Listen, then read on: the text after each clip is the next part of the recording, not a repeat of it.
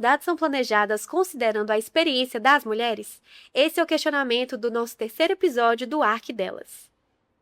E para falar sobre esse assunto, trouxemos uma convidada que tem propriedade para falar sobre ele. Ela é arquiteta e urbanista, mestre em desenvolvimento social e atua com foco em habitação, direito à cidade e moradia em contextos de vulnerabilidade. Especialista em arquitetura hospitalar, além de ser pesquisadora sobre planejamento urbano e cidades inteligentes. Seu trabalho tem um olhar interseccional, investigando as relações entre moradia, gênero e raça, com atenção especial às mulheres nas periferias.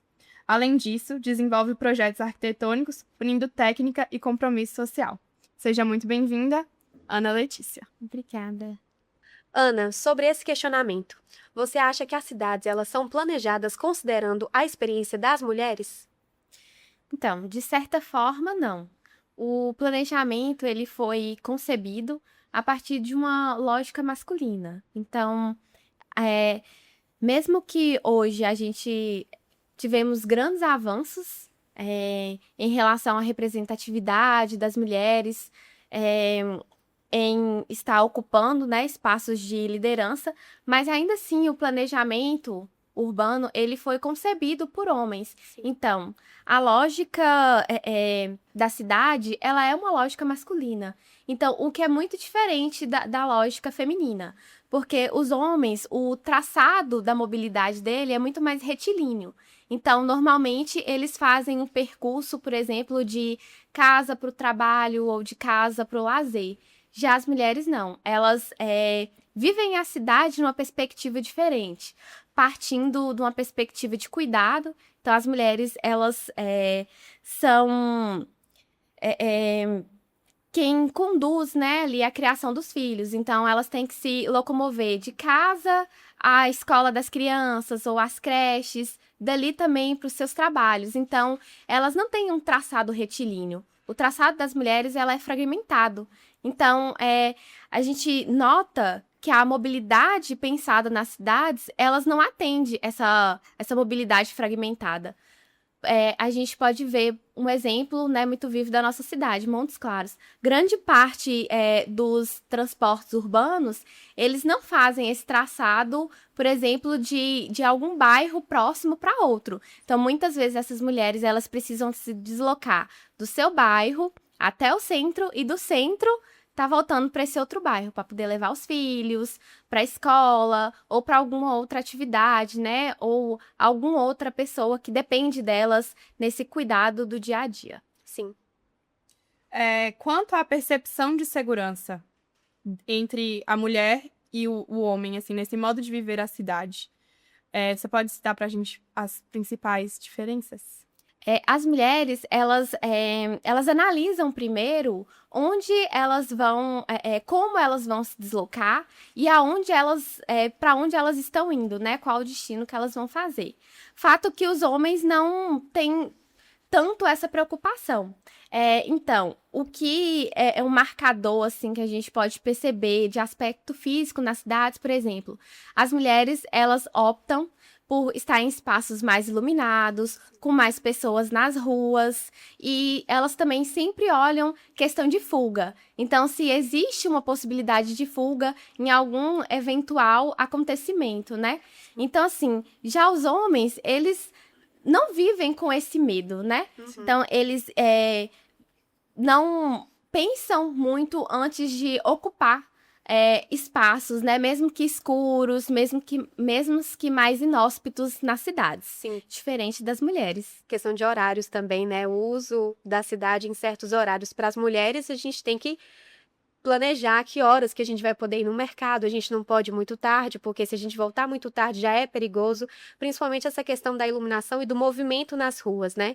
Tem a questão dos conceitos de Jane Jacobs até, que fala que o movimento nas ruas torna seguro, principalmente para as mulheres. Você conhecer quem está pela rua te torna um ambiente mais seguro. E essa iluminação é muito importante. É uma questão que a gente discute nas aulas de urbanismo ainda, que iluminações mais baixas fazem você enxergar, fazem as pessoas enxergarem os rostos, né, das pessoas e conseguir identificar, até uma questão de familiarizar, né? Por exemplo, se você vê aquela pessoa, você sabe que ela mora no seu bairro, você já se sente mais segura. É uma questão que é bem presente na Acho que até vida. mesmo sem conhecer, mas de olhar Sim. pra alguém e saber a cara que ele tem, assim, pensando na pior das hipóteses, ao menos de conseguir identificar se algo acontecer. E isso que Sim. você disse sobre os horários que a gente precisa sempre estar se programando, que é algo que eu acredito, eu pelo menos não conheço nenhum homem que diga que preciso me programar contra os horários de sair da minha casa para viver a cidade, Sim. porque eu tô correndo algum risco. A gente pensa isso constantemente, assim, para ir pra faculdade, para voltar Com da certeza. faculdade, para ir pra uma academia, qualquer Uhum. coisa. Sim. Exatamente. E acaba que isso tudo impacta, né? Uhum. Impacta no uso da cidade, né? Então, a gente vê uma limitação de direito à cidade das mulheres, justamente pelo fato da segurança, né? Uhum. E quando a gente percebe também esses fatores de segurança, que a gente vê, por exemplo, iluminação.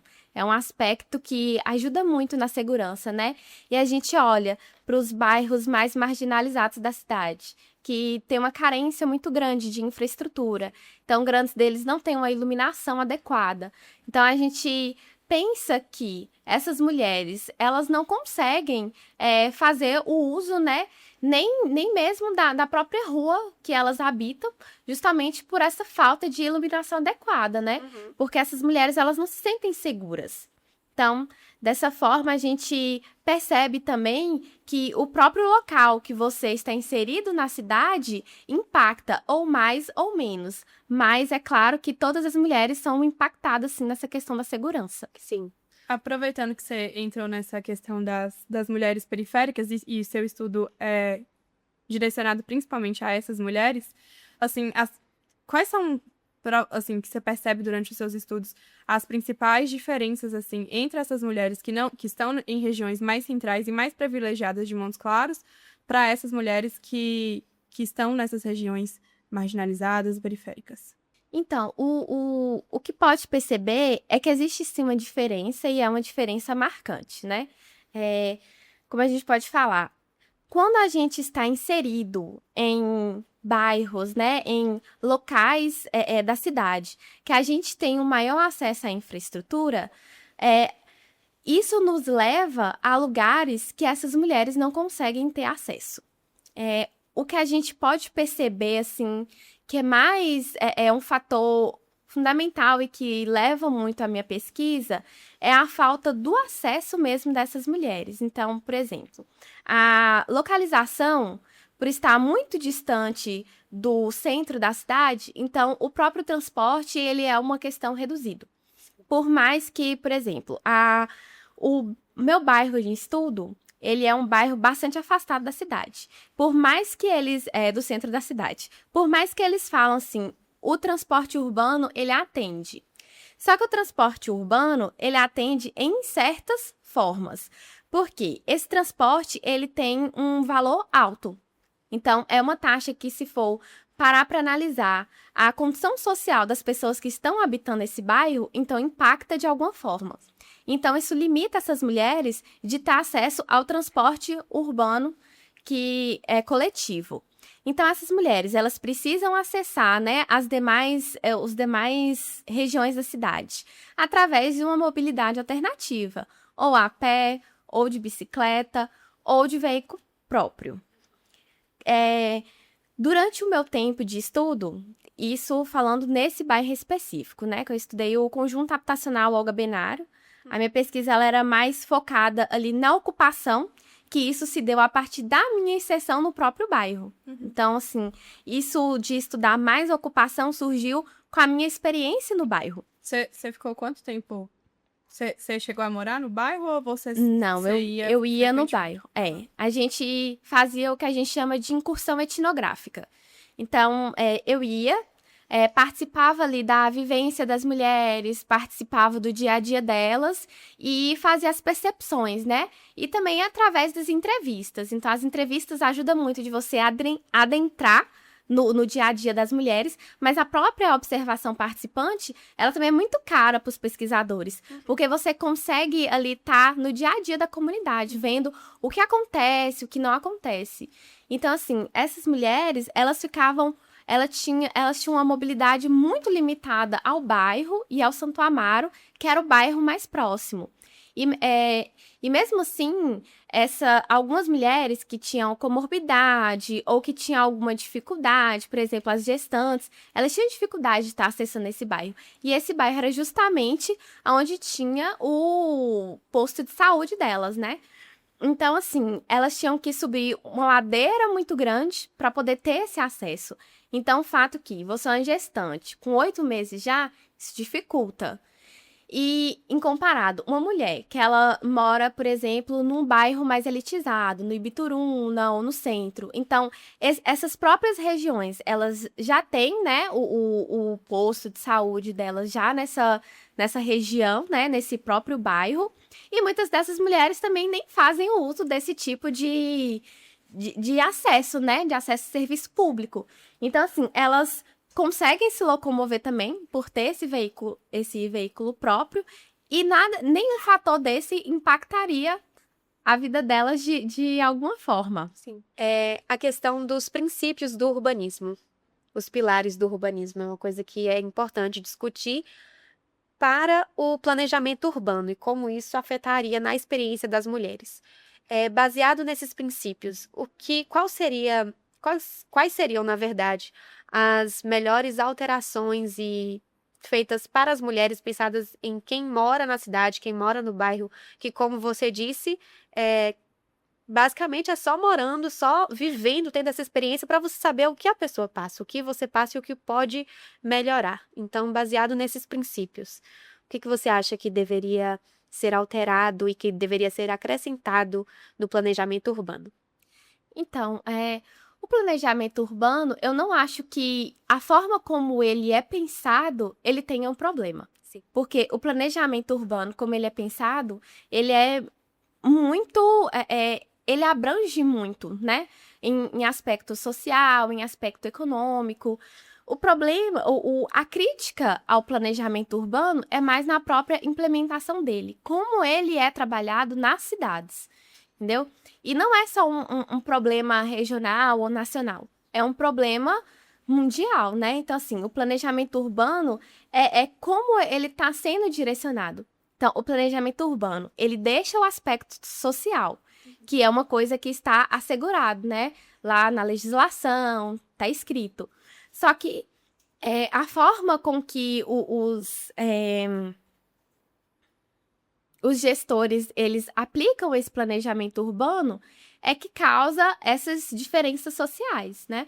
Porque o planejamento urbano, a gente consegue enxergar que ele atende uma parte da população e segrega outra parte da população, né?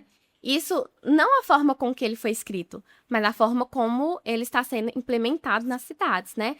Porque, basicamente, o que acontece? Eles pegam um planejamento de uma cidade modelo e reproduz em realidades que estão muito distantes da onde foi concebido esse planejamento. E esse planejamento também, ele acaba que ele fica defasado, porque a cidade, ela evolui. A cidade está em constante mudança, assim como as pessoas, porque a cidade é composta de pessoas. Então, o planejamento urbano, ele tem que afastar mais dessa lógica capitalista, né, dessa lógica economicista, que é parte de como ele é implementado pelos gestores e está mais preocupado com essa questão social, com o lado social, em não segregar essas pessoas que já estão em um aspecto muito vulnerável. Então, a forma com que ele é colocado na sociedade é que é o problema, e não, de fato, ele como foi criado e pensado, porque ele é um plano muito bom. Sim. O plano diretor é de suma importância e tem que ter a participação de quem mora na cidade.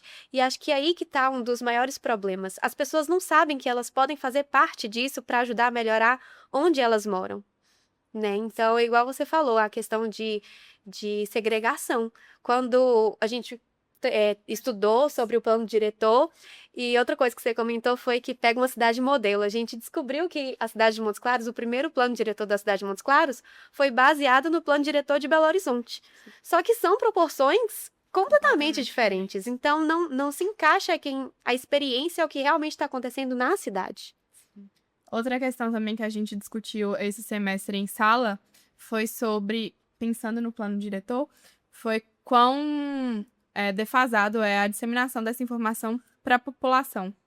A gente fez até uma pesquisa de campo entre crianças, né, que, querendo ou não, são a geração futura, que eles não faziam ideia do que era.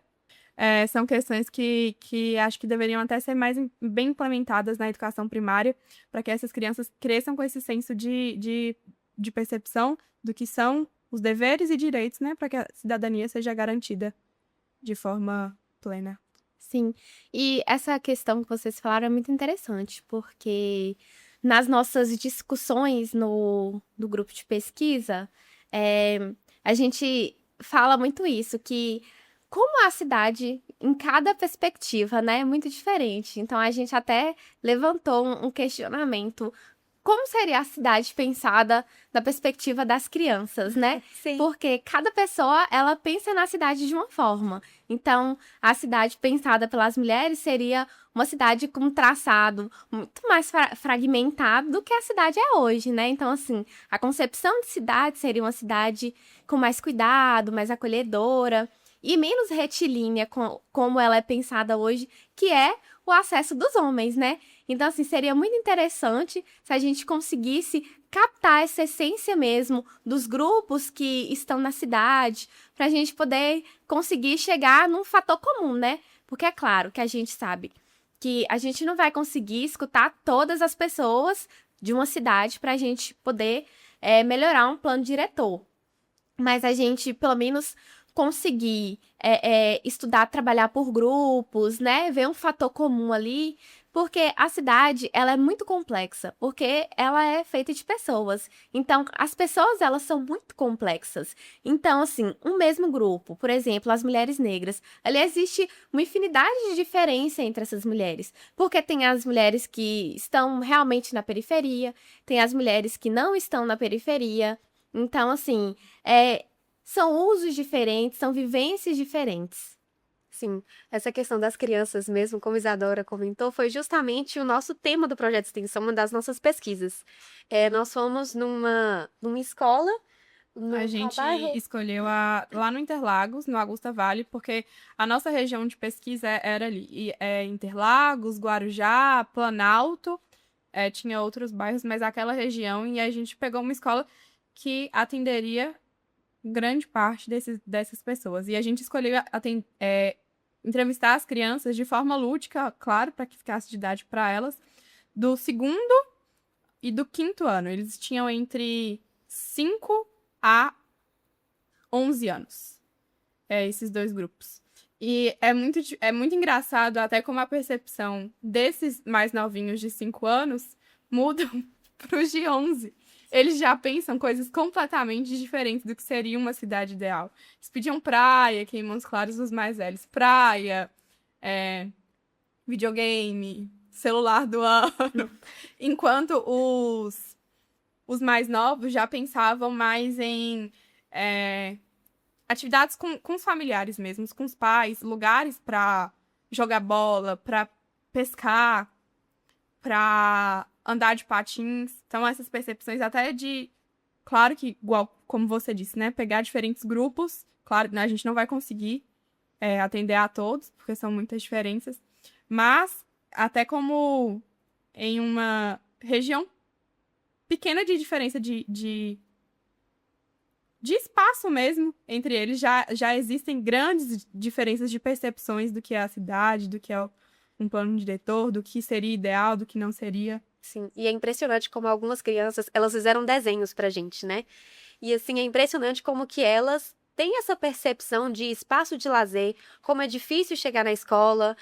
Teve uma que não morava aqui em Montes Claros e ela mudou e percebeu uma diferença, assim, ela saiu do interior pra vir pra cá. Foi, as crianças sabem essa dificuldade de poder brincar na rua, ter uma quadra perto da casa pra brincar, como é difícil chegar na escola. E assim, a gente consegue ver que as crianças já estão percebendo isso, mas elas não sabiam que elas poderiam, de alguma maneira, influenciar no planejamento, ou pelo menos na tentativa de melhoria do planejamento da cidade. Uma das crianças, inclusive, entrou numa questão muito delicada, que eu acho que bate muito com sua pesquisa, que ela colocou, ela desenhou várias coisas, entre elas que a cidade deveria ter mais bueiros, que a cidade deveria ser mais limpa, mas que a cidade deveria ter menos violência contra a mulher e que os homens pagassem pensão Foi. para as mulheres. A diferença do contexto que a criança está inserida e entrando muito nessa questão de visões diferentes, que você disse, das mulheres que estão em situações de vulnerabilidade para as que não estão, e como isso impacta na geração futura e no futuro da nossa cidade também. Sim. E assim, as crianças, elas já sentem, né? O que está faltando para elas. Então, por mais que elas não tenham essa consciência de que isso vai impactar a vida delas, mas isso já é uma falta delas. Então, assim, por mais que elas pensem diferente e queiram coisas diferentes para uma cidade ideal, mas o que a gente pode tirar disso é que sempre chega num fator comum. Por exemplo, para essas crianças, pela região que vocês falaram, é uma região mais marginalizada, né? Tá bem mais distante do centro. Então, tem muita essa falta de espaços, áreas verdes, praças, né?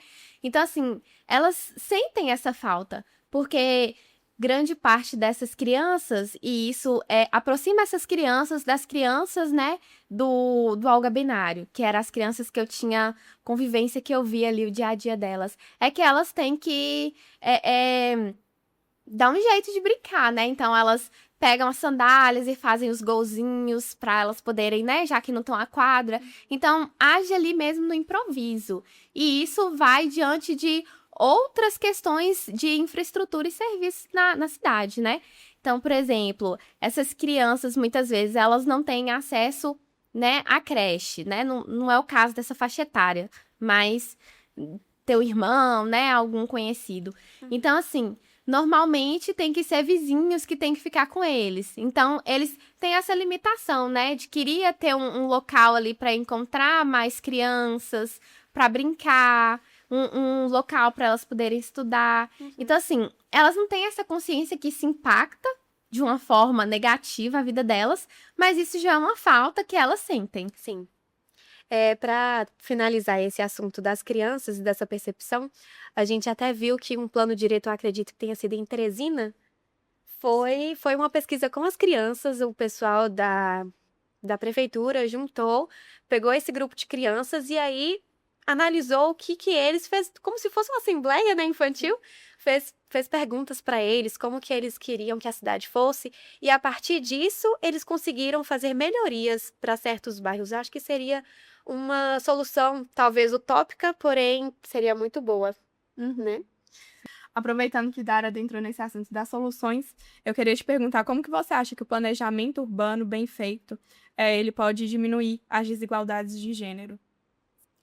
Então, o planejamento urbano, quando ele tenta captar o máximo de diferenças na cidade, né? E isso levando em conta as diferenças de gênero, eles minimizam realmente essa questão, né? Então, assim, quando a cidade ela tenta suprir o máximo da demanda feminina, então isso a gente faz com que diminua essa diferença entre homens e mulheres, né? Porque o que mais impacta as mulheres, justamente, é o planejamento urbano pensado, né, na perspectiva masculina. Então, se a gente tem cidades mais retilíneas, cidades que não ofertam tanta segurança. Então, isso limita essas mulheres. Porque se a cidade ela é muito retilínea e o acesso das mulheres ele é fragmentado, isso faz com que elas passem mais tempo nas viagens, né, de deslocamento do que, então, isso impacta o quê? No acesso ao serviço, em outros aspectos que elas poderiam estar usando a cidade, né? Até mesmo na questão do lazer. Então, se a gente pensa a cidade também com as demandas femininas, a gente diminui essa questão de desigualdade de gênero. Sim, a questão também da ocupação do espaço público e até mesmo um fato muito importante que a gente sempre comenta sobre, são os espaços vazios. Que espaços vazios, eles geram insegurança? Sim, os espaços vazios, eles geram, sim, segurança, né? Como vocês mesmos haviam citado Jane Jacobs, né? Elas falam dos olhos das ruas. Sim. Então, assim, quanto mais uma rua, ela tem pessoas ali observando, ela tem essa dinâmica, né? Essa mobilidade constante, uma boa iluminação, então isso diminui, né, o perigo, pelo menos a sensação de perigo, né? Sim. Talvez essa rua pode não ser perigosa, mas para as mulheres, isso quanto mais vazio o espaço né? E geralmente esses espaços urbanos, eles vêm com uma falta de iluminação adequada. Então, isso traz esse sentimento de insegurança. Então, esses vazios urbanos, eles é uma forma que gera uma arquitetura hostil, né? Então, esses espaços, eles repelem as mulheres e também repelem outros grupos sociais mais vulnerabilizados, né? Por exemplo, a comunidade LGBT. Sim. Porque, assim como as mulheres, eles também têm muito essa questão de insegurança para eles, né? Sobre os espaços vazios e sobre as suas pesquisas, seu conhecimento e sua experiência. Qual que seria a solução para esses espaços, para tornar essas ruas e esses ambientes mais seguros? Então, a questão dos espaços vazios é uma questão que ela é muito polêmica na cidade, né? Porque os espaços vazios, eles estão vazios com destino. Sim. Eles estão vazios a fim de especulação imobiliária. Então, assim, como nós podemos pensar em acabar com a especulação imobiliária dentro das cidades, né? Então, assim, é uma pergunta muito complexa da gente responder, porque esses espaços vazios, eles são mesmo destinados pelos agentes imobiliários, né? Esses espaços, eles estão ali a fim de valorização. Então, não tem muito que a gente, nem como comunidade acadêmica, nem quanto comunidade profissional, né? Falo isso dos arquitetos, a gente teria um poder sobre isso. Porque esses agentes imobiliários, eles basicamente têm um domínio das cidades, né? Sim. Então, essas pessoas, grande parte delas, elas estão nessas gestões das cidades, dos estados, né? Do país. Então, assim, é muito difícil a gente acabar com os vazios urbanos. O que seria, assim, uma cidade maravilhosa para a gente pensar é que não tivesse realmente esses espaços urbanos destinados para valorização. Porque isso faz com que espaços centrais que têm acesso a uma infraestrutura de qualidade fique ali vazio, enquanto uma população vulnerabilizada, que precisa de uma moradia, por exemplo, é alocado, por exemplo, vamos colocar o exemplo do Minha Casa Minha Vida. Aí, esses condomínios, eles são alocados num bairro muito afastado, que não tem nenhuma infraestrutura. Então, essa infraestrutura, ela começa a ser criada e, mesmo assim, a gente sabe que muitas vezes ela não é adequada. Resolve o problema da moradia, do teto sobre a cabeça? Resolve. Mas em que parte o habitar mesmo está sendo assegurado, entendeu? Porque a habitação, a gente tem que pensar ela numa perspectiva ampla, né? Numa perspectiva também de direito à cidade. Essa questão de habitação social é muito interessante pensar, porque, como você disse, pensando em Minha Casa Minha Vida, geralmente os loteamentos são feitos mais afastados da cidade.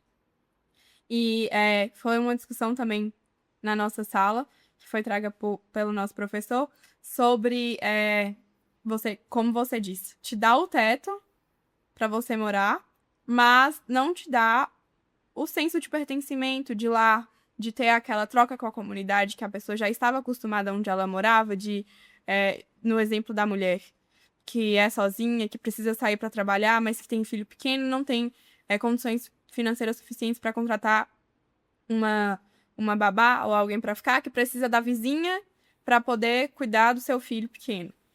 Quando você tira essas pessoas, né, de onde elas já estavam morando, mesmo que de forma precária, para colocar em um lugar mais digno, mas você não dá essa inclusão social e esse senso de pertencimento, não faz sentido.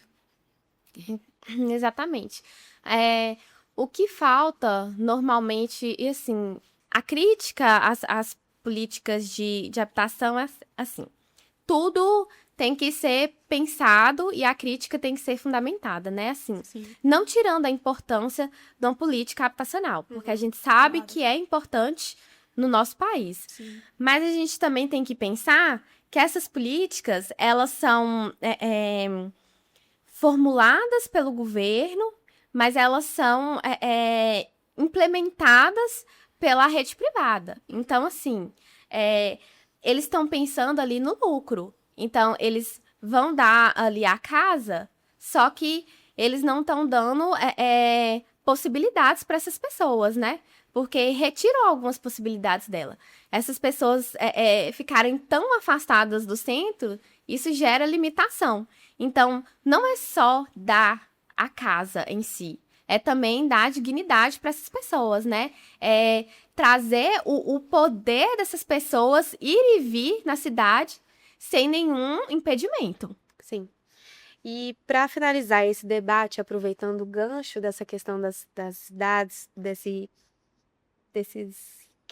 da minha casa, sociais. sim, da minha casa, minha vida ser afastado e não ter toda essa estrutura que uma pessoa deve ter, que nós sabemos que deve ter, a gente fala sobre cidades ativas e a segurança que ela traz. A gente pode até comentar a respeito do urbanismo lá no começo, que tinha aquela questão das quadras serem específicas para alguma coisa, uma quadra de comércio, uma quadra de moradia, uma quadra de lazer e por aí vai.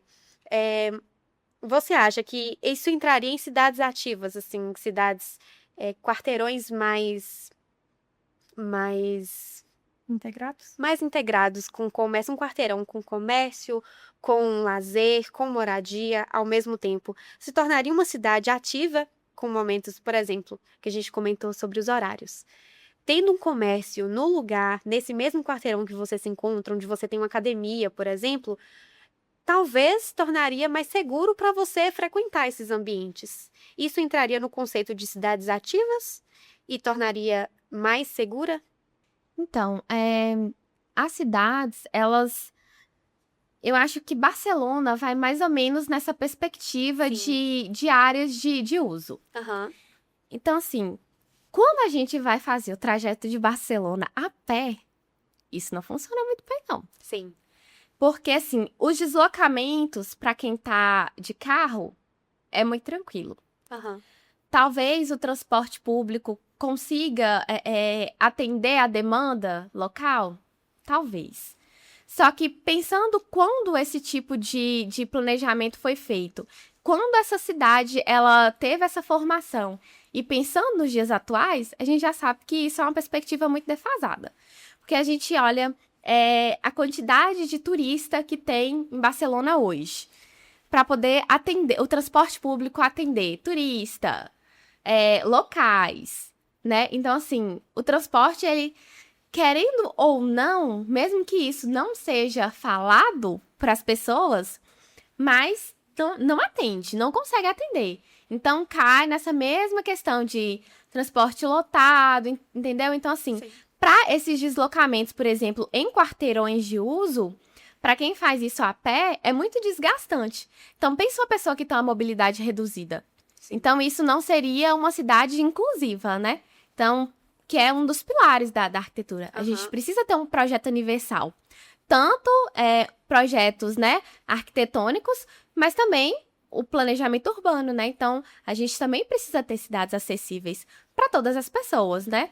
Então, a gente não tem que pensar a cidade só para um tipo de uso. Não é só para quem está usando a cidade na perspectiva de um transporte privado ali.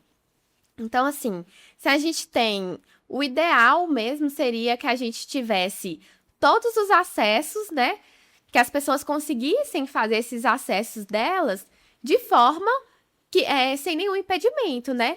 Então, assim, A questão das distâncias, né? Do centro comercial, a gente sabe que o centro ele fica ali sempre no miolinho da cidade, né? Onde nasce e não muda. Então, o ideal é que esses bairros mais afastados, eles também tenham esses acessos, né? Mas a gente sabe que esses bairros mais afastados, grande parte deles são bairros marginalizados. Então, os grandes comércios, né? Não vão querer colocar um empreendimento lá, né? Sim. Então, assim, essas pessoas, elas ficam à mercê.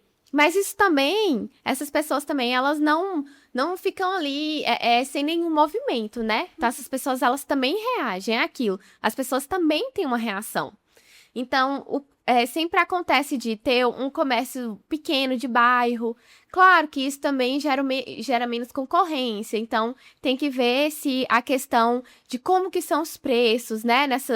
Nesses comércios locais. Mas, levando isso em consideração, esses comércios locais, por exemplo, é que suprem essas pessoas desses bairros marginalizados. Mas eu volto à questão, né? Sempre que as pessoas não conseguem ter acesso a esses usos básicos, é porque elas são pessoas marginalizadas que estão em situação vulnerável. Porque as pessoas que estão em um bairro muito afastado, né? Mas que têm acessos, por exemplo, as pessoas que estão em condomínios, em bairros mais elitizados, elas conseguem se deslocar, elas têm muita facilidade, né?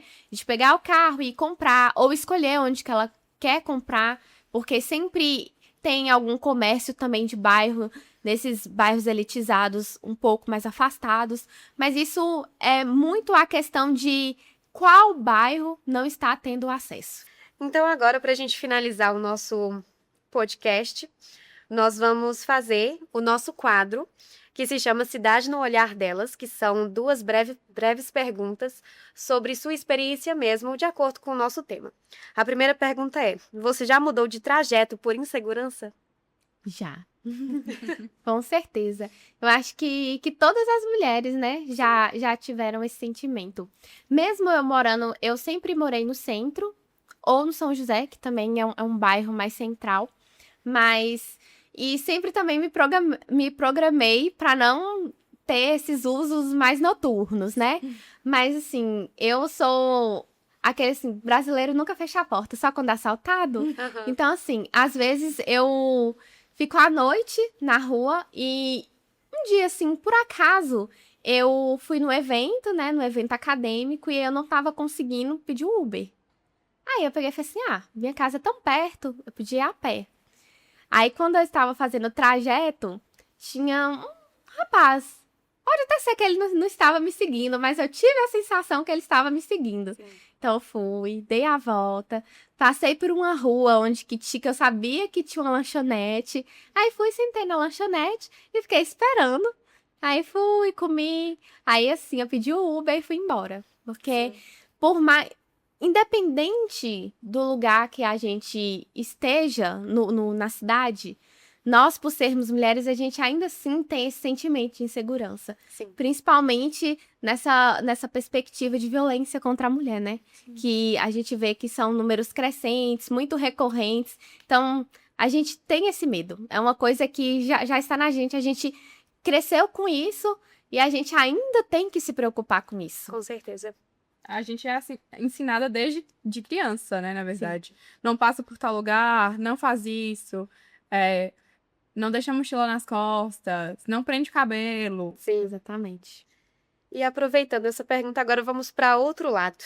Existe algum lugar na cidade onde você se sente muito confortável?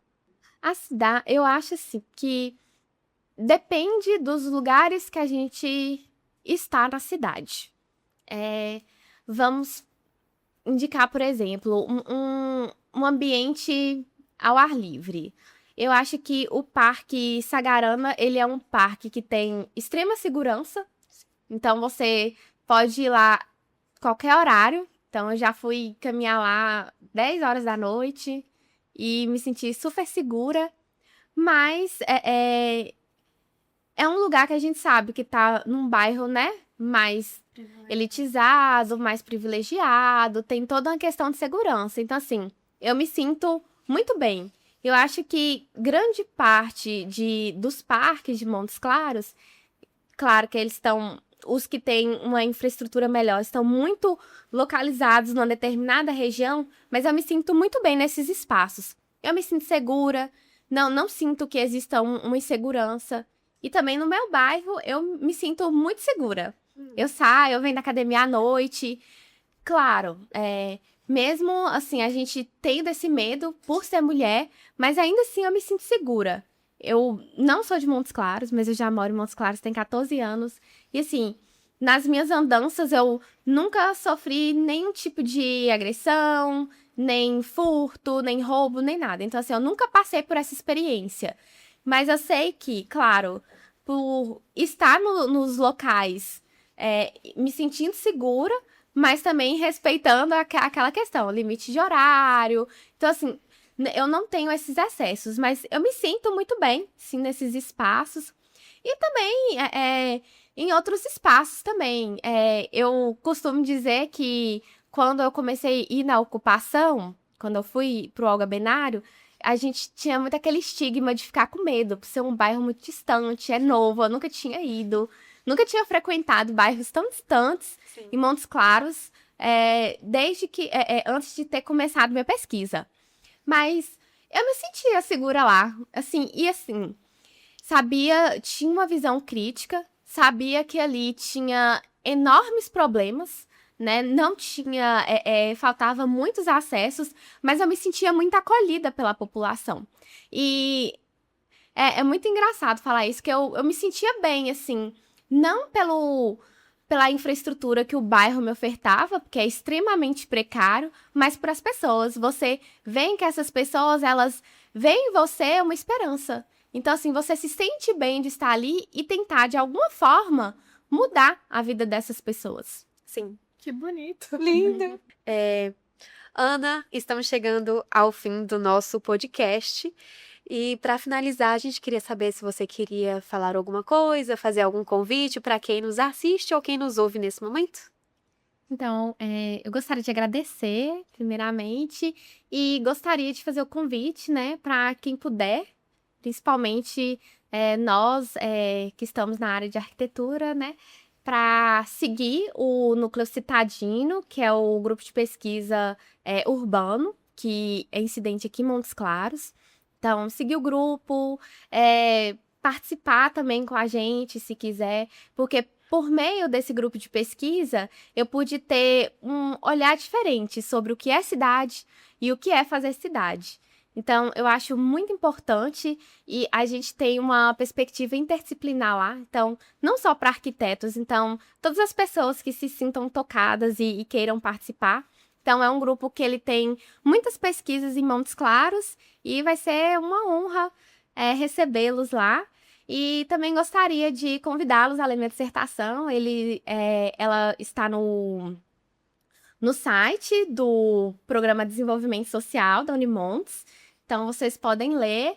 Lá eu trago alguns dados. É uma pesquisa voltada principalmente para uma ocupação em Montes Claros. Então, seria muito importante que essa nova geração de arquitetos que vai formar aí já começar a olhar a arquitetura num viés mais social e não só mercadológico, porque muitas vezes a gente pensa a arquitetura nesse viés mercadológico e a gente se frustra quando a gente está formado, que a gente vê que o mercado ele não é o que a gente pensava. Então, e a gente pensar a cidade nesse contexto maior, não só num viés de lucro, a gente fica muito mais pleno na formação da gente, a gente consegue levar a nossa profissão a lugares que eu acho que a gente cria antes da gente começar mesmo a desenvolver os projetos ao longo do curso. Sim. Ana, muito obrigada pela sua participação. Eu acredito que tenha sido de grande conhecimento, grande troca de conhecimento, tanto para nós quanto para quem está assistindo, para quem está ouvindo o nosso podcast. E muito obrigada. Eu gostaria de agradecer vocês pelo convite e falar que eu fiquei muito feliz. A gente Muito obrigada. agradece. Com A troca certeza. foi muito legal. Obrigada. E esse foi o nosso terceiro episódio do Arquidelas. Até o próximo.